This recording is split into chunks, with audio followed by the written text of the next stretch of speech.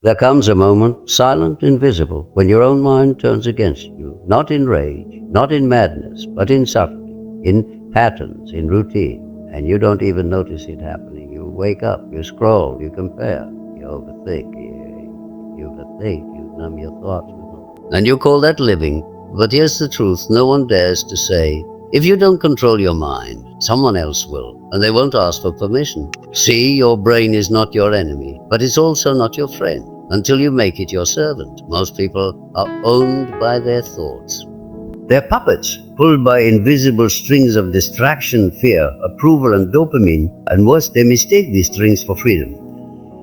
But real thinkers, the kind who carved wisdom into stone, they knew something deeper. Your mind is a tool, a blade, a beast. Left unchecked, it turns inward and feasts on you. Sharpen it, and you become unstoppable. In ancient philosophy, it was never about being positive. It was about power, the power of silence, the power of attention.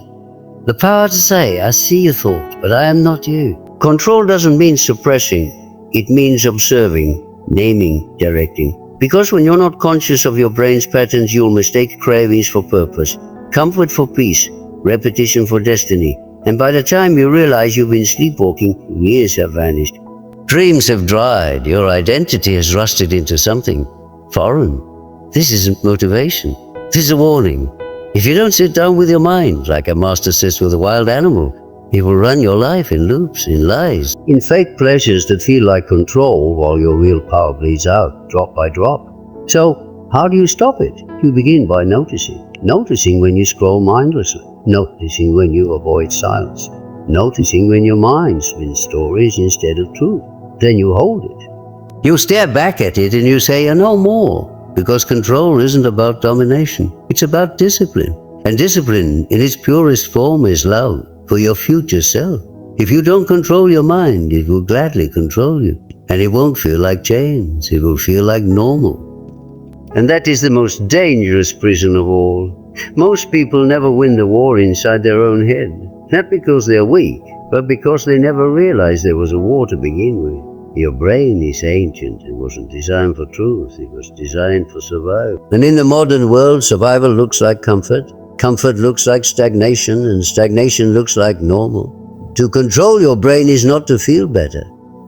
It's to see clearer, to step out of the fog of autopilot and reclaim the throne of your own consciousness. Here are the 5 dark secrets to do just that. 1. Observe before you obey. The greatest prison isn't built from stone, it's built from unexamined thoughts. Every day you're given commands by a voice you never question. Do this, be that, feel guilty, be afraid. Before you obey the next impulse, pause.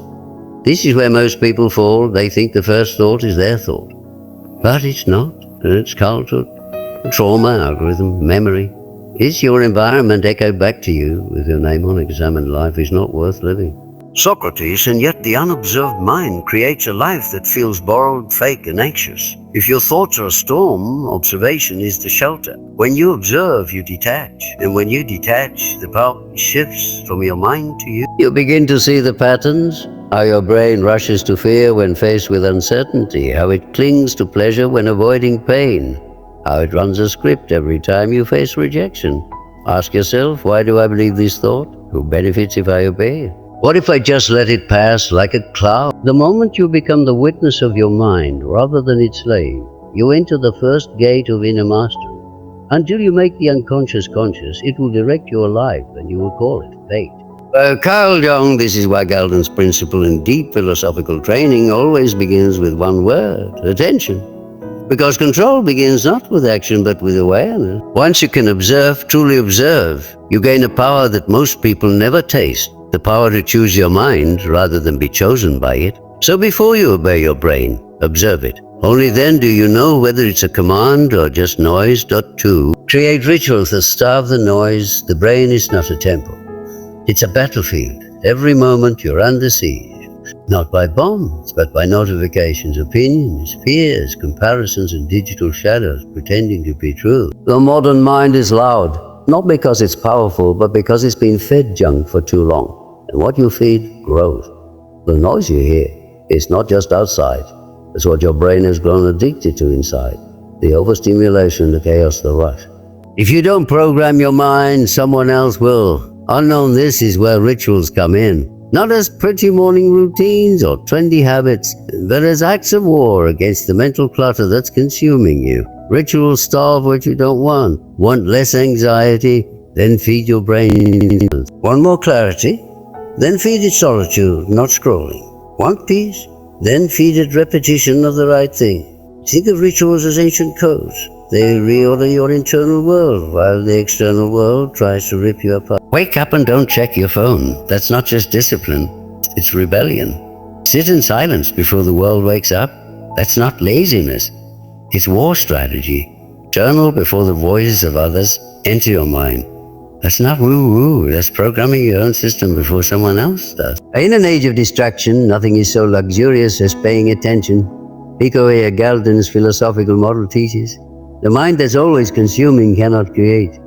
Creation, whether of a better life, a better self, only happens when you silence the static. So create rituals that starve the noise, not once, not for a week, but until silence becomes your normal and chaos becomes the intruder. You don't need more motivation, you need less mental junk. Starve the noise, feed the signal. That's how control begins. Now 3. Disobey the story that tells you you're just tired. Take action before your brain feels ready. This isn't motivation. This is mental surgery. Galton's psychological structure points out the brain preserves loops not because they're good, but because they're familiar. Familiarity equals safety.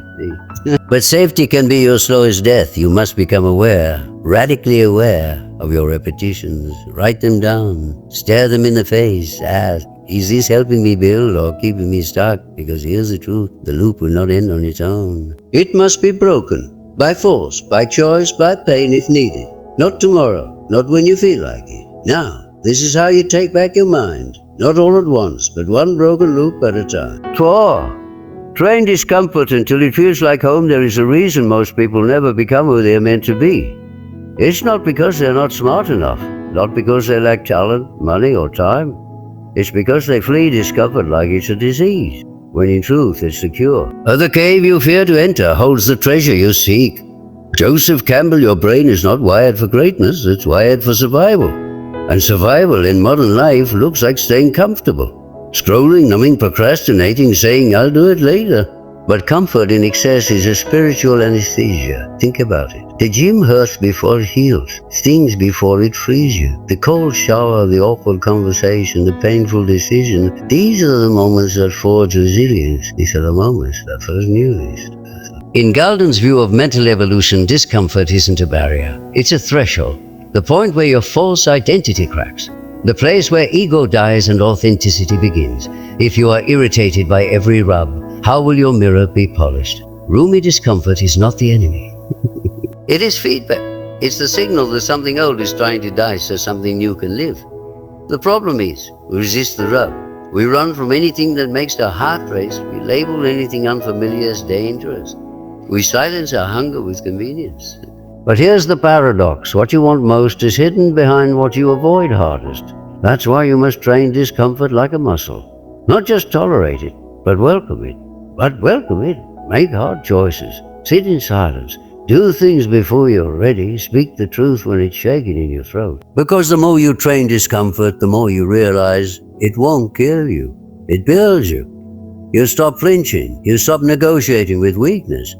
You become dangerous in the best way possible. Because you're no longer owned by fear. Comfort is a drug. It kills ambition. It kills dreams. The worst part is that it gives you the illusion you're living. Unknown, so stop waiting for the fear to leave. Start training inside it. Discomfort is the door. Discipline is the key. Power is what waits on the other side. 5. Stillness isn't weakness. It's where power gathers. In a world addicted to motion, stillness looks like surrender. But make no mistake, the calmest person in the room is often the most dangerous. Dangerous. Stillness is not laziness. It is not apathy. It is waiting with your eyes open. It's choosing not to react, even when everything inside you screams to do so. All of humanity's problems stem from man's inability to sit quietly in a room alone. Blaise Pascal, we've been conditioned to believe that momentum equals progress. That more doing means more becoming. But this is the trap. Your brain is a machine, but your mind is a mystery. And like all mysteries, it doesn't unravel through force. It unfolds in stillness. Stillness is the space where thought meets awareness, where the ego is silent, where the subconscious starts whispering truths you've spent years avoiding. And those whispers, that's where real clarity is born. In philosophy, especially the Stoic and Eastern schools, stillness is not just peace, it's preparation. It's the moment the archer draws the bow before the arrow flies. It's the deep breath before the leap. It's the pause before the strike. The quieter you become, the more you can hear.